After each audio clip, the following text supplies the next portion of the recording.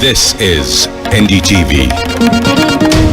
And you're watching NDTV 24/7.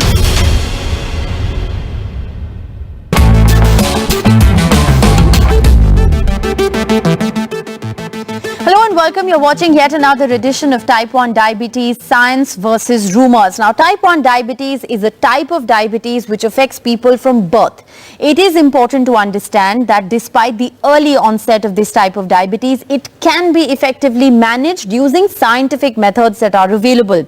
We need to be vigilant at a time like this against rumors and unsubstantiated treatment claims with respect to the treatment of Type 1 diabetes. This is more relevant given the fact that we are amid a raging COVID-19 pandemic and India is seeing a rise in cases of mucormycosis. Now, mucormycosis, or the black fungus, remember, especially affects people who have diabetes. To help us be aware of the right kind of science, the knowledge, the information that you need to manage Type 1 diabetes, we have with us a panel of expert doctors who will answer all your questions. Joining us on the broadcast, Dr. Mohan T. Shenoy, consultant endocrinologist, Sri Gokulam Medical College and Research Foundation, Trivandrum, Dr. Amrish Mittal, chairman endocrinology and diabetes, Max Healthcare, and Dr. Shashank Joshi, endocrinologist, Mumbai chair, International Diabetes Federation, Southeast Asia. Thank you very much, doctors, for sparing your time and being with us. Dr. Shenoy, if I can begin by asking you, what is the role of pancreas in our body and how does it regulate the production of insulin, and is its failure one of the main causes of diabetes? Basically, pancreas is an organ located in the abdomen. Its main role is in converting the essential food which we eat into fuel for the body cells. So it's a complex organ and it has got two major functions. Basically, the endocrine function, which regulates the blood glucose, and the exocrine function, which helps in the digestion, because the enzymatic role which the food we eat gets into the stomach. So it is located behind the stomach in the upper left abdomen, and it is surrounded by other vital organs. So it's a spongy leaf-like structure and it is having a lot of hormones as well. The major hormone is of course produced from the beta cells of Langerhans. It is called insulin. Alpha cells produce another hormone called glucagon. So the thing about type 1 diabetes is because insulin deficiency is there. In other types of diabetes, there is insulin resistance also. So there's a main point which we had discussed. The question was regarding how the other pancreas, besides pancreas, there are many other organs in the uptake of glucose, which is why the failure of pancreas in type 1 diabetes is imperative to be recognized because it's the major cause in children. Right, I think that's an important clarification. Dr. Mittal, if you want to come in here, is type 1 diabetes genetic or hereditary, or can it be caused due to external factors like another disease or certain medication? Well, type 1 diabetes has a complex genetic trait. There is definitely some familial clustering. For example, if you're a mother with type 1 diabetes, there's roughly a 3% chance that your offspring will get it. If you're a father with type 1 diabetes, then there is 6% chance that your offspring will get it. And if you're a couple, both of whom have type 1 diabetes, then about 25%, some studies show 15% of children will get type 1 diabetes. So there is some clustering, but overall, since it's so much less common than type 2 diabetes, we tend to think of it sometimes as not inherited, but no, there is a definite genetic component. The important part here is also one line that is important to remember is that while we think of it as a childhood disease, typically 10% of adults over 18 will also have type 1. So when we are looking at type 1 and its management and the myths that surround it, a fair number of adults are also involved. In fact, because of sheer numbers, sometimes the number of adults with type 1 diabetes may match or exceed that of children. Number one. Number two, it's not just the genes. Definitely there is a component of environmental insult that triggers type 1 diabetes. This is a very well-studied area, but with very poor conclusions. One of the things that is very clear is that infections, viral infections can precipitate type 1 diabetes. All of us sitting on the panel have seen that. But it's also been conceptualized or suggested that gluten can play a role, cow milk or lack of breastfeeding can play a role, even vitamin D has been blamed, a lack of vitamin D, changes in gut microbiota. So they are all under the realm of research. But the one thing that is very clear is that viral infections can trigger type 1 diabetes in children or adults who are predisposed to it. All right, that's an important clarification there as well. Dr. Joshi, what are the treatment options for type 1 diabetes? And most importantly, what is the role of insulin and other medicines that are available to manage type 1 diabetes? So type 1 diabetes, Rishika ji, is a very simple disease. The beta cells which make insulin are killed and dead through an autoimmune process. So obviously, if there is no insulin being made in our body, the treatment for type 1 diabetes is insulin for life, and there is no substitute for that. That has to be compounded with a lot of physical activity and diet, which goes hand in hand with mindfulness and counseling. So clearly for type 1 diabetes, as far as type 1 diabetes is concerned, there is autoimmune destruction or immune destruction of the beta cells which make insulin, and because beta cells are not making any insulin in the body, insulin is a life-saving substance, and therefore in type 1 diabetes, unlike type 2 diabetes, you need insulin for life to sustain your life.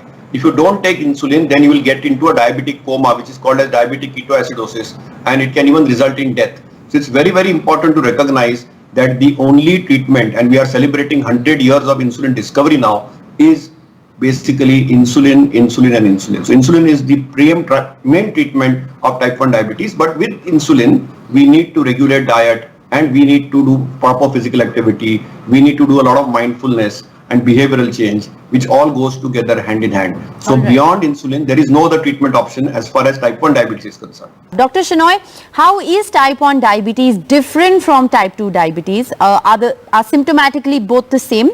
And are they caused by the same mechanism? So the type 1 diabetes and type 2 diabetes may be confusing at diagnosis. But in children, it is more often type 1 diabetes. For the last 1 or 2 years, we are seeing the incidence of type 2 also in children. But coming to your back to your question, the type 1 diabetes signs and symptoms can appear relatively suddenly. That is the clear thing, acute onset of symptoms. So they will not be warning symptoms as such, but the main 5 symptoms are increased thirst, frequent urination, because the children may misinterpret as bedwetting, because they may not have otherwise urine. Then extreme hunger. So they may appear to be okay with that. Extreme hunger will be very abnormal in that period. Then irritable children, mood changes, fatigue and weakness. But the 5th symptom is very important, unintended weight loss. So the weight loss may be very acute in origin, maybe 3 or 4 kg in a week or 2. So it's very acute in origin, and ultimately the symptoms are very fast and they can even have blurring of vision.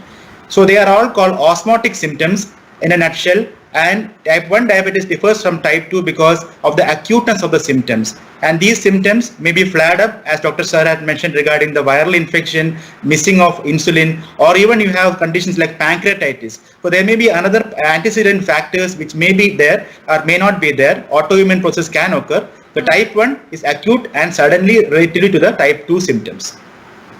Right. Dr. Mittal, how effective are lifestyle changes when it comes to managing diabetes? And does regular exercising or yoga for that matter, can it reverse type 1 diabetes? So Shika, your question is loaded because you're asking about reversal. So I'll divide it into 2 parts. Quite clearly, a good lifestyle, a healthy lifestyle is important for all of us, diabetes or no diabetes. It is especially important for type 2 diabetes, but it's also very important for type 1 diabetes. Eating on time, adequate sleep, eating the right things, and obviously taking your insulin on time. Regular exercise and including yoga will help you a great deal in managing your condition, coping with it, controlling your blood glucose. But will these things actually reverse type 1 diabetes? No, it's unknown. These things cannot reverse type 1 diabetes. For type 1 diabetes at the moment cannot be reversed, and you have to be on insulin throughout life. However, if you follow a good lifestyle, your job is much easier, your complications are much less, and you're overall much healthier. So yoga, lifestyle, diet, all are important. But along with that, insulin has to go on. all these efforts that you make with your lifestyle will not be able to reverse type 1 diabetes, unlike in the case of the maturity onset or type 2 diabetes, where good exercise, weight loss, a healthy diet may actually reverse it sometimes. This is not the case in type 1 diabetes. So it's important because you're saying that yoga, exercise, even dietary restrictions and considerations can help you, but scientifically they cannot reverse type 1 diabetes. Insulin really is your only way to manage it. That's a very, very important clarification that's coming in. We're going to slip into a very short break at this moment, but our panel of expert doctors will be live with us on the other side, so stay tuned.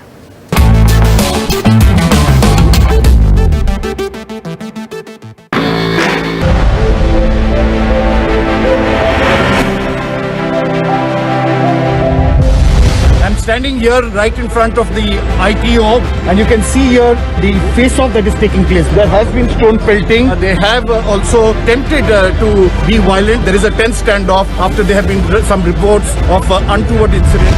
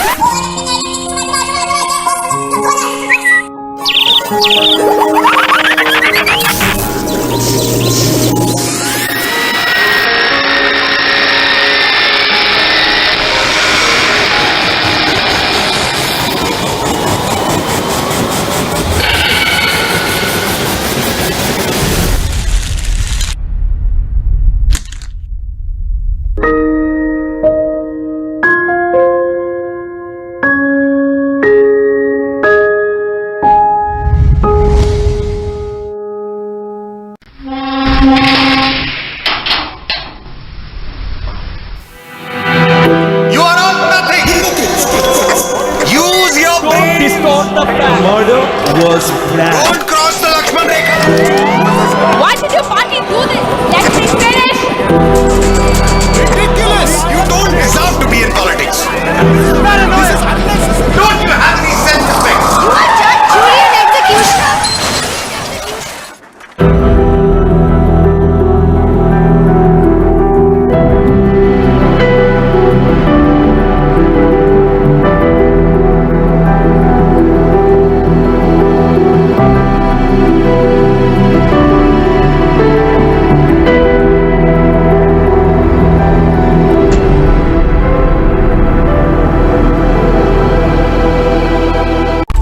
Legacy is often seen as a burden of expectations. It comes with its own set of challenges. The challenge to take it forward, challenge to reimagine, challenge to be in the present, and also challenge to think about the future. What accountability are you talking about? As long as the core values and principles remain uncompromised. Debates are essential not just for journalism but for humanity. It ignites our mind, opens it up for counter-opinion. To hear all views, opinion of all hues. Which is why the oldest running debate show on Indian news television is not 21 years old, but it is young at 21. So let us begin the big fight.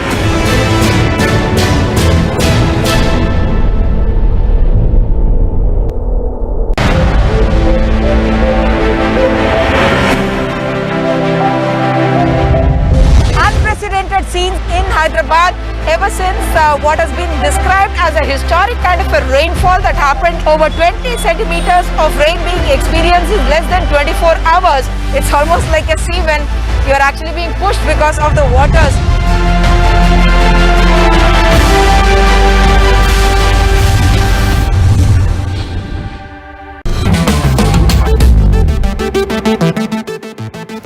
Welcome back. You're watching Type 1 Diabetes Science versus Rumors. We have a panel of expert doctors giving you all the advice that you need to manage Type 1 diabetes and also debunking any rumors that are doing the rounds out there. Dr. Shashank Joshi, can a person with Type 1 diabetes typically live a long and an active life? Absolutely, Rishika ji. Type 1 diabetic, I have patients who got type 1 diabetes when they were 18, before I was born. And now they are 78 and they are having a perfectly healthy life. So remember that type 1 diabetes needs to take insulin all their life, and if they take their multiple shots of insulin or their insulin pump, they can have a normal life as long as they maintain their glucose under control and adhere to their appropriate lifestyle instructions. So remember, type 1 diabetes can actually, sometimes there is a saying in some of these top centers in the world, they have celebrated their golden jubilees, they have celebrated their silver jubilees with type 1 diabetes. And many of them have lived longer than their doctors who are treating them. So obviously, like I am the third doctor treating a patient who is now 78 with type 1 diabetes. And this is something which we need to understand, that type 1 diabetes on insulin can have a normal, healthy life. He has now great grandchildren. And that's something which we should be very proud of, that type 1 diabetes, though it's a replacement disease, you need to take insulin for life. If you manage your glucose well, you can actually have a normal and healthy lifestyle. Dr. Shenoy, in case of type 1 diabetes, and in case type 1 diabetes is not effectively scientifically managed, what are the kind of complications that may occur? Basically, the interest of insulin is there. Insulin is a life-saving medicine in type 1 diabetes. So the landmark studies already scientifically proved, there are two names, forgive me for if I'm mentioning some scientific data. It's a landmark study called DCCT, the Diabetes Control and Complications Trial, and the follow-up of that study called EDIC, that is Epidemiology of Diabetes Interventions and Complications. These are two landmark studies done in type 1 diabetes who kept their control as close to normal as safely possible with intensive therapy with 3 or more shots of insulin per day, and they were also compared with the other group which had not intensive control. There is also one other thing, that self-monitoring of blood glucose at least 4 times a day. So what this study found was there is gradual slowing of the development of the complications in the eye called retinopathy, the kidney called nephropathy, and nerve disease called neuropathy, compared to people who use the conventional type of treatment, only 1 or 2 shots with only daily once monitoring of glucose. So this study was important that it ended 10 years and in 1993, and actually earlier than planned, because the benefit of intensive control was even improvement in the long-term outcomes also. So that is in nutshell, because even yesterday I had one child who had come, who had already received insulin for 4 years. Initially, he had complications of increased glucose control called glucotoxicity. All the symptoms have reduced, and there is no significant micro or macrovascular complications. So insulin is a wonder drug. It has saved many lives. It has also controlled the complications effectively. We measure it by HbA1c level, which is an index of the glucose control. All right. Dr. Mittal, what according to you is the role that alternate medicine or homeopathy or Ayurveda can play in the management of type 1 diabetes? So if you're a believer in homeopathy, you can do it, you can practice it, no one can stop that. Ayurveda, I have found definitely to some extent can help type 2 diabetes, but certainly both of them cannot be considered as any significant treatments for type 1 diabetes. They lull you into a false sense of security. You think that by taking these alternative sources, or whatever you call them, traditional sources, homeopathy or Ayurveda, you're actually trying to reverse the condition, whereas the modern Western medicine or modern medicine, scientific medicine, is only trying to manage it. But the truth is that type 1 diabetes can only be managed at the moment. So I would strongly recommend against using any homeopathy or Ayurveda in the hope of curing type 1 diabetes. There is no such data and has not been shown. I would in fact strongly discourage experimentation with your children and even with adults who have type 1 diabetes. All right. So at best it can be managed, mitigated, but there is no cure, at least not yet, that is available. So you must keep that in mind when you view any content related to the management or cure of type 1 diabetes. Dr. Joshi, there are videos circulating online which show that type 1 diabetes can be reversed. Now this, of course, as Dr. Amrish Mittal has just pointed out and reiterated, is not true. But what happens when a person suddenly stops medication believing these rumors? So as Amrish ji has rightfully said, that there is no role for any other pathy except giving insulin treatment for a type 1 diabetes. Now remember, in the natural history of type 1 diabetes, there is a phase in which transition phase called honeymoon phase, where sometimes insulin is not needed, but eventually the beta cells get killed and they need insulin for life. We should discourage such videos, because based on such videos, if people see them and stop insulin, it could be life-threatening for that child or adult. And we have lost children and adults both in such situations. So please do not believe in any such things. As far as type 1 diabetes is concerned, it cannot be reversed. You need to take insulin the rest of your life. Type 2 diabetes may have some reversibility, as Dr. Amrish Mittal rightfully pointed out. There's a lot of lifestyle, because that's a lifestyle disease. While type 1 diabetes is a very different disease. It's an autoimmune disease where beta cells don't make any insulin. And if you stop insulin, immediately you will go into a diabetic coma called diabetic ketoacidosis within 24 to 48 hours. And only in that little transition phase, if somebody is exploiting that, that is absolutely unscientific, incorrect, and can be potentially life-threatening. So my urgent plea through your medium, and I congratulate you for having this program, is please do not stop insulin in type 1 diabetes unless and until your doctor is continuously supervising it. And type 1 diabetes need insulin for their life. Well, I think it's also important at the very outset, to understand this difference between type 1 and type 2 diabetes in order to be able to understand the fact from the myth.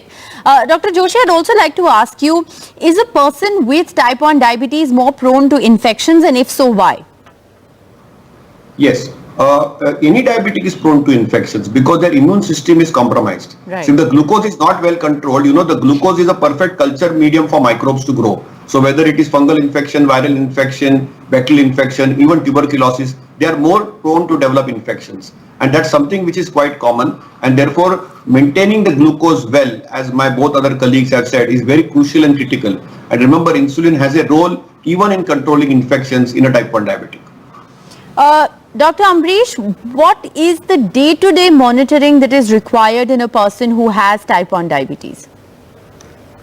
Well, type 1 diabetes requires several types of monitoring, but day-to-day monitoring is about measuring blood glucose. So the major thing we have to ensure is that we measure our blood glucose regularly.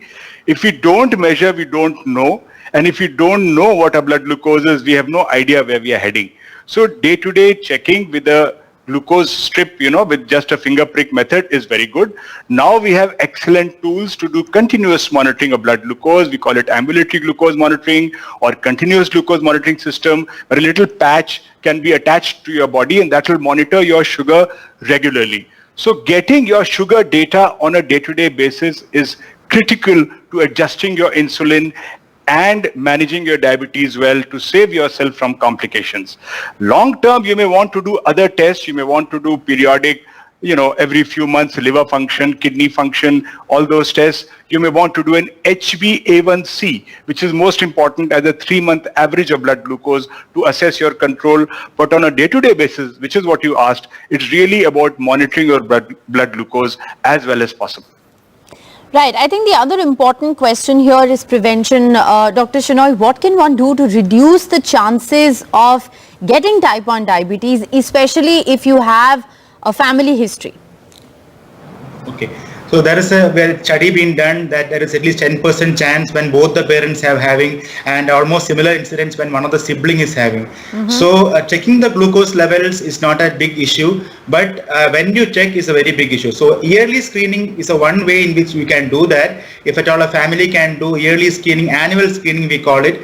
Even without diabetes, anyone can do a random glucose. If it is below 150 or 140, it's fine. And if you are able to do a fasting glucose, we can level in a desirable level. It is also always better. Second way is to eat a balanced, healthy diet and pay attention to the amount of sugars that is taken in the food. We call it as carbohydrate counting, and regular exercise also, because even we know type 2 diabetes is also common in children. And finally, working together with your doctor and diabetes care team. So believe the expert, don't go by all the rumors and social media updates. Just go to your doctor, you ask some solution. They are all aware of all these things, which is why we are there to help you. All right, Dr. Shenoy, important clarification there to not rely on what you read on social media or see on WhatsApp, but in fact, consult your doctor if you need help. Dr. Amrish, you'd like to come in?